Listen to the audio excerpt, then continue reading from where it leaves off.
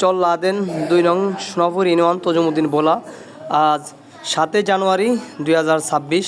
আপনারা দেখতেই পাচ্ছেন যে আমাদের এখানে উপস্থিত রয়েছেন ২ নং সোনাপুর ইউনিয়নের সম্মানিত সভাপতি জাকির হোসেন মনু, মাকসুদ আলাদা সাহেব, তারপরে ডক্টর A.K.M ফিরোজ শিকদার, তারপর হলো শাহাদাত পাটোয়ারি, এখানে আছেন আনসার মেম্বার এবং অন্যান্য নেতৃবৃন্দরা।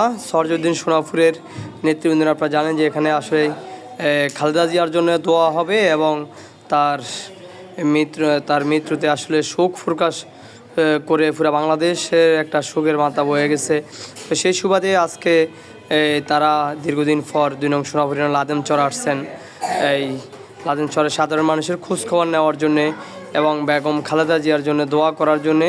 এবং এই চরে যায় সোনাপুর ইউনিয়ন ৪ নং ওয়ার্ড এবং ৫ নং ওয়ার্ডের একটি আপনারা জানেন যে ভোট কেন্দ্র রয়েছে।